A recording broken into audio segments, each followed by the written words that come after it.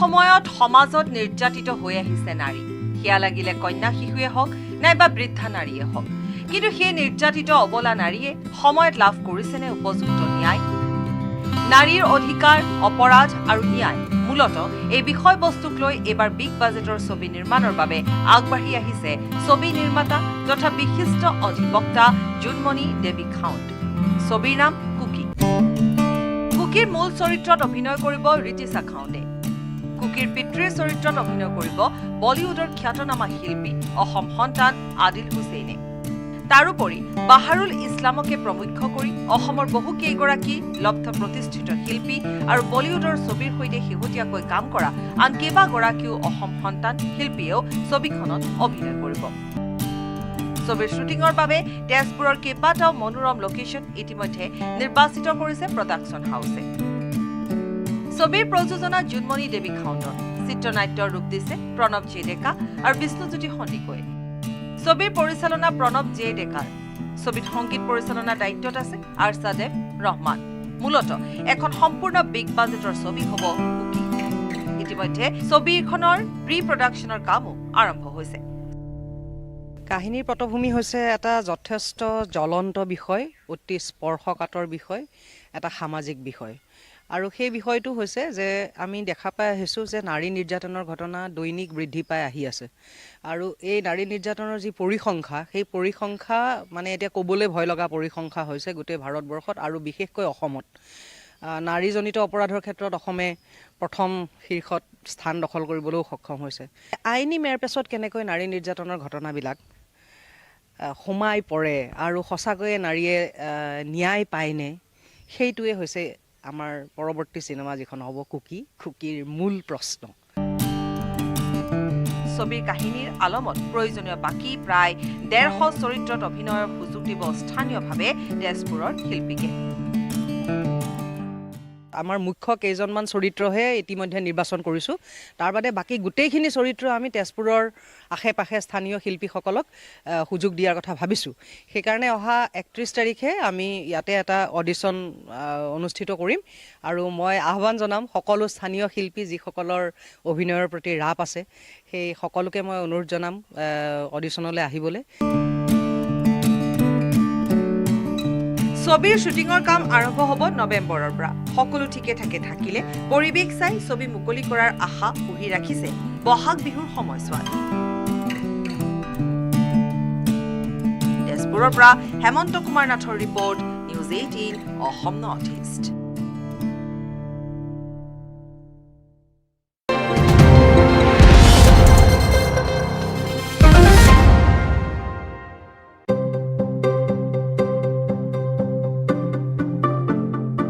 বঙাইগাঁৱত অসম আৰক্ষীৰ পৰিয়ালৰ স্বাস্থ্য পৰীক্ষা শিবিৰ বঙাইগাঁও ৰিজাৰ্ভত আছাম পুলিচ ৱাভিজ ৱেলফেয়াৰ এছ'চিয়েশ্যনৰ উদ্যোগত স্বাস্থ্য পৰীক্ষা শিবিৰ অনুষ্ঠিত হয় বিশেষকৈ আৰক্ষীত কৰ্মৰত লোকসকলৰ পৰিয়ালবৰ্গৰ স্বাস্থ্য পৰীক্ষা এই শিবিৰটোতে অনুষ্ঠিত হয় বঙাইগাঁও আৰু চিৰাং জিলাৰ লগতে অষ্টম আৰক্ষী বাহিনীৰ কৰ্মৰত লোকসকলৰ পৰিবাৰৰ স্বাস্থ্য সজাগতা আৰু ৰোগ নিৰাময়ৰ ব্যৱস্থা কৰা হয় শিবিৰটো আনুষ্ঠানিকভাৱে উদ্বোধন কৰে সন্থাৰ সভাপতি তথা অসম আৰক্ষীৰ সঞ্চালক প্ৰধান ভাস্কৰজ্যোতি মহন্তৰ পত্নী স্বপ্নালী মহন্তই এই উপলক্ষে সজাগতা সভাৰ লগতে গছপুলি ৰোপণকে ধৰি বিভিন্ন কাৰ্যসূচী অনুষ্ঠিত হয় বি বৰুৱা কেঞ্চাৰ ইনষ্টিটিউটৰ সহযোগত অনুষ্ঠিত শিবিৰত মহিলাসকলৰ বিভিন্ন ৰোগ পৰীক্ষা নিৰীক্ষা কৰা হয় উল্লেখযোগ্য যে সন্থাৰ তৰফৰ পৰা আৰক্ষীৰ পৰিবাৰসকলৰ কল্যাণৰ বাবে বিভিন্ন পদক্ষেপ গ্ৰহণ কৰি অহাৰ লগতে এনেধৰণৰ স্বাস্থ্য শিবিৰ অনুষ্ঠিত কৰি আহিছে কিন্তু কোভিড সৃষ্ট পৰিৱেশৰ বাবে এনেধৰণৰ পদক্ষেপসমূহ সাময়িকভাৱে বন্ধ আছিল যদিও শেহতীয়াকৈ পুনৰ আৰম্ভ কৰা হৈছে আমাৰ উদ্দেশ্য হ'ল যে এনেকুৱা আমাৰ যিবোৰ ভিতৰুৱা অঞ্চলত কিছুমান বেটেলিয়ান আছে বা জিলাৰ যিবোৰ মহিলা আছে তেখেতসকলে বহুতো বিভিন্ন কাৰণ হ'ব পাৰে আৰ্থিক কাৰণ হ'ব পাৰে চিকিৎসা উপলব্ধ নহ'ব পাৰে তেওঁলোকৰ ঠাইসমূহত বা তেওঁলোকৰ সংকোচ হ'ব পাৰে দেখুৱাবৰ কাৰণে গতিকে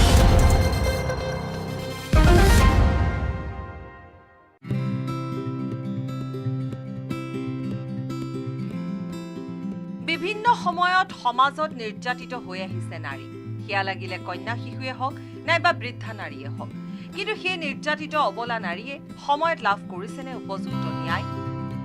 নাৰীৰ অধিকাৰ অপৰাধ আৰু ন্যায় মূলতঃ এই বিষয়বস্তুক লৈ এবাৰ বিগ বাজেটৰ ছবি নিৰ্মাণৰ বাবে আগবাঢ়ি আহিছে ছবি নিৰ্মাতা তথা বিশিষ্ট অধিবক্তা জুনমণি দেৱী খাউণ্ড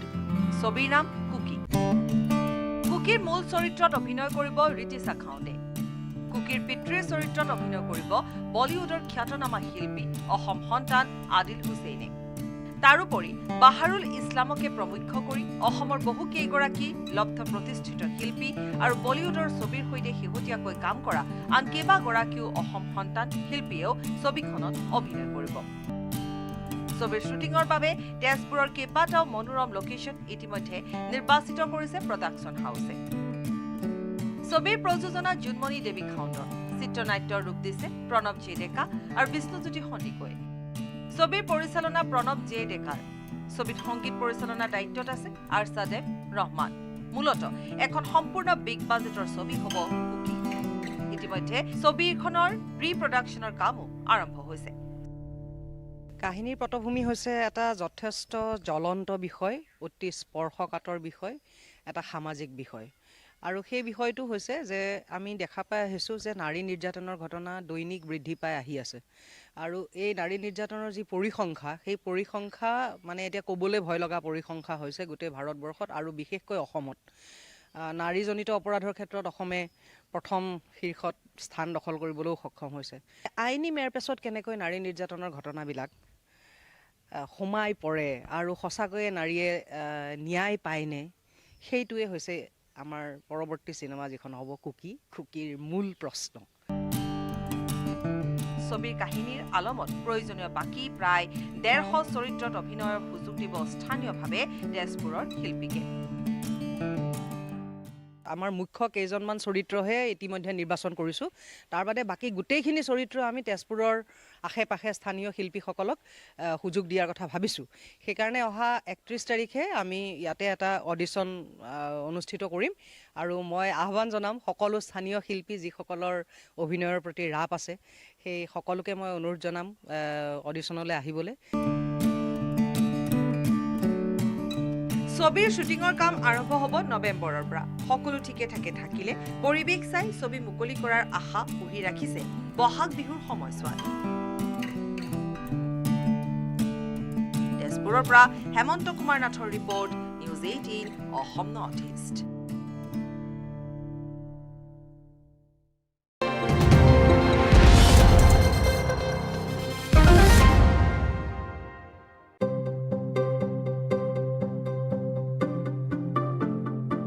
বঙাইগাঁৱত অসম আৰক্ষীৰ পৰিয়ালৰ স্বাস্থ্য পৰীক্ষা শিবিৰ বঙাইগাঁও ৰিজাৰ্ভত আসাম পুলিচ ৱাভিজ ৱেলফেয়াৰ এছ'চিয়েশ্যনৰ উদ্যোগত স্বাস্থ্য পৰীক্ষা শিবিৰ অনুষ্ঠিত হয় বিশেষকৈ আৰক্ষীত কৰ্মৰত লোকসকলৰ পৰিয়ালবৰ্গৰ স্বাস্থ্য পৰীক্ষা এই শিবিৰটোতে অনুষ্ঠিত হয় বঙাইগাঁও আৰু চিৰাং জিলাৰ লগতে অষ্টম আৰক্ষী বাহিনীৰ কৰ্মৰত লোকসকলৰ পৰিবাৰৰ স্বাস্থ্য সজাগতা আৰু ৰোগ নিৰাময়ৰ ব্যৱস্থা কৰা হয় শিবিৰটো আনুষ্ঠানিকভাৱে উদ্বোধন কৰে সন্থাৰ সভাপতি তথা অসম আৰক্ষীৰ সঞ্চালক প্ৰধান ভাস্কৰজ্যোতি মহন্তৰ পত্নী স্বপ্নালী মহন্তই এই উপলক্ষে সজাগতা সভাৰ লগতে গছপুলি ৰোপণকে ধৰি বিভিন্ন কাৰ্যসূচী অনুষ্ঠিত হয় বি বৰুৱা কেঞ্চাৰ ইনষ্টিটিউটৰ সহযোগত অনুষ্ঠিত শিবিৰত মহিলাসকলৰ বিভিন্ন ৰোগ পৰীক্ষা নিৰীক্ষা কৰা হয় উল্লেখযোগ্য যে সন্থাৰ তৰফৰ পৰা আৰক্ষীৰ পৰিবাৰসকলৰ কল্যাণৰ বাবে বিভিন্ন পদক্ষেপ গ্ৰহণ কৰি অহাৰ লগতে এনেধৰণৰ স্বাস্থ্য শিবিৰ অনুষ্ঠিত কৰি আহিছে কিন্তু কোভিড সৃষ্ট পৰিৱেশৰ বাবে এনেধৰণৰ পদক্ষেপসমূহ সাময়িকভাৱে বন্ধ আছিল যদিও শেহতীয়াকৈ পুনৰ আৰম্ভ কৰা হৈছে আমাৰ উদ্দেশ্য হ'ল যে এনেকুৱা আমাৰ যিবোৰ ভিতৰুৱা অঞ্চলত কিছুমান বেটেলিয়ান আছে বা জিলাৰ যিবোৰ মহিলা আছে তেখেতসকলে বহুতো বিভিন্ন কাৰণ হ'ব পাৰে আৰ্থিক কাৰণ হ'ব পাৰে চিকিৎসা উপলব্ধ নহ'ব পাৰে তেওঁলোকৰ ঠাইসমূহত বা তেওঁলোকৰ সংকোচ হ'ব পাৰে দেখুৱাবৰ কাৰণে গতিকে আৰম্ভণিৰ পৰাই আমি আপুৱাৰ ফালৰ পৰা ভাবিছিলোঁ যে আমি কিছুমান মানে স্বাস্থ্য শিবিৰৰ আয়োজন কৰিম যিবোৰত তেখেতসকলৰ ষ্টনৰ কৰ্কট ৰোগ আৰু যিটো জৰায়ুমুখ আমাৰ চাৰ্ভিকেল কেঞ্চাৰৰ কাৰণে ডিটেকশ্যন কেম্প এনেকুৱা কৰি অকণমান হ'লেও তেখেতসকল হয়তো উপকৃত হ'ব তেখেতসকলে লাজৰ কাৰণে নাযায় আৰ্থিক দিশৰ কাৰণে নাযায় কেতিয়াবা এৱেৰনেছৰ তেওঁলোকৰ কমি থাকে पुलिस में अगर पुलिस पर्सनल के वाइब्स हेल्दी हैं मुझे लगता है जिस घर में औरत हेल्दी है वो घर पूरा हेल्दी रहेगा क्योंकि किसी भी घर की फाउंडेशन औरत होती है चाहे वर्किंग हो चाहे वो घर में रहे सो मैम ने जो इन्विजन किया है हेल्थ कैंप करेंगे डिफरेंट डिस्ट्रिक्ट्स में जाके ये बहुत ही अच्छा I think it's a very good deed नेक काम है सो वी होप कि we continue with this madam's endeavour and yeah as a team as a AFA team we shall continue it বঙাইগাঁৱৰ পৰা Upananda Sharma news 18 Assam north east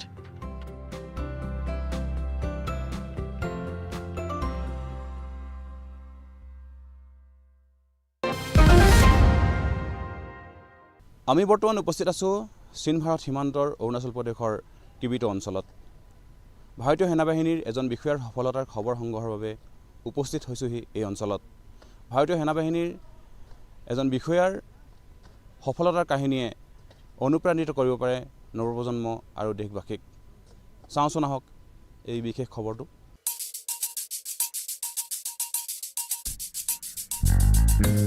ভাৰতবৰ্ষৰ পশ্চিম প্ৰান্তৰ গুজৰাটৰ পৰা উত্তৰ পূৰ্বাঞ্চলৰ পূব প্ৰান্তৰ অৰুণাচল প্ৰদেশৰ কিবিটলৈ মুঠ ৩,৮০০ কিলোমিটাৰ পথ চাইকেল চলাই নিজৰ নাম গিনিজ ৱৰ্ল্ড ৰেকৰ্ডত সন্নিৱিষ্ট কৰিলে এজন সেনা বিষয়াই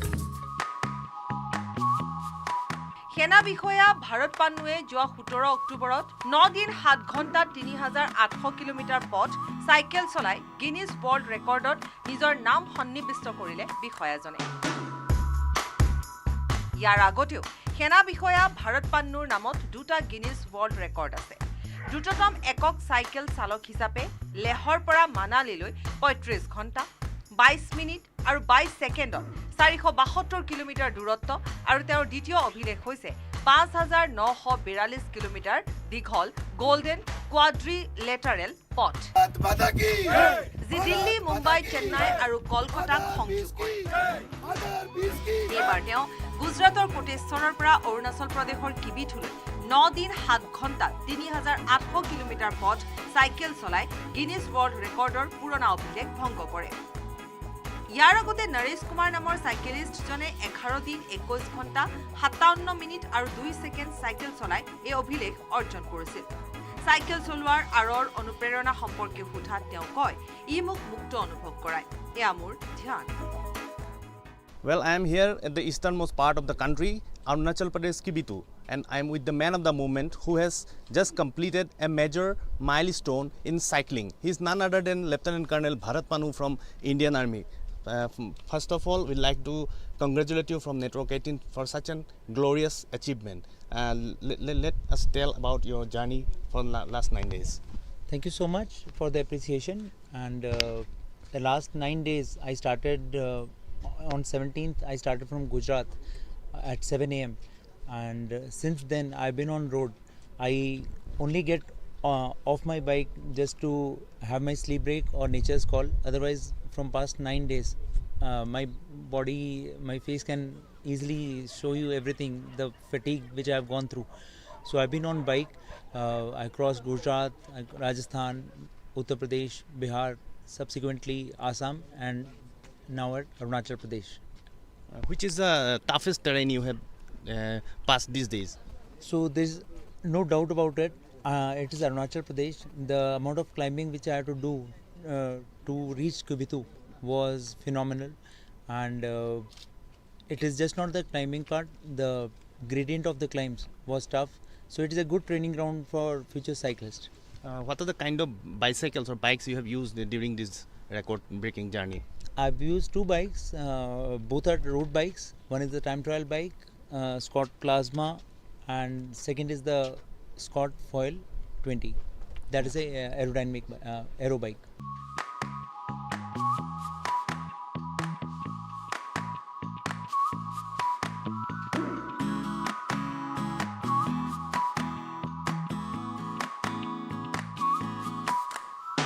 আমি নিউজ 18 দল উপস্থিত হৈছিলোঁ ভাৰতবৰ্ষৰ একেবাৰে পূব প্ৰান্তৰ অৰুণাচল প্ৰদেশৰ কিবিটোত আৰু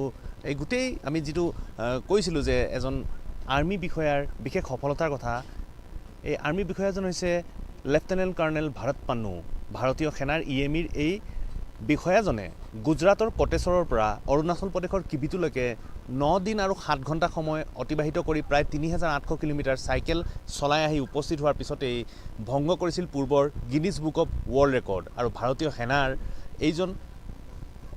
বিষয়াৰ নামত এতিয়া নতুনকৈ সন্নিৱিষ্ট হৈছে এই Guinness book of world record ভাৰতবৰ্ষৰ পশ্চিম প্ৰান্তৰ পৰা পূব প্ৰান্তলৈ প্ৰায় 9 দিন আৰু 7 ঘণ্টা সময় তেওঁ অহৰ্নিশে চাইকেল চলাই উপস্থিত হোৱাৰ পিছতেই তেওঁৰ নাম গিনিজ বুক অফ ৱৰ্ল্ড ৰেকৰ্ডত লিপিবদ্ধ কৰিবলৈ সক্ষম হৈছিল আৰু তেওঁ এই সফলতাই আৰু তেওঁৰ এই যি এচিভমেণ্ট নৱপ্ৰজন্মক উৎসাহিত কৰাৰ লগতে ভাৰতীয় সেনাই পুনৰবাৰ গৌৰৱান্বিত কৰিলে ভাৰতবাসীক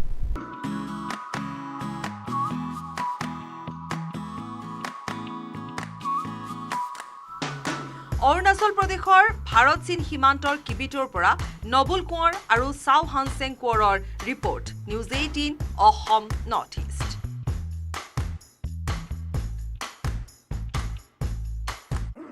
মই ব্যৱহাৰ কৰোঁ আটাইতকৈ সবল আৰু সতেজ চিমেণ্ট চুৰিয়া চিমেণ্ট অটুট ঘৰ অটুট অসম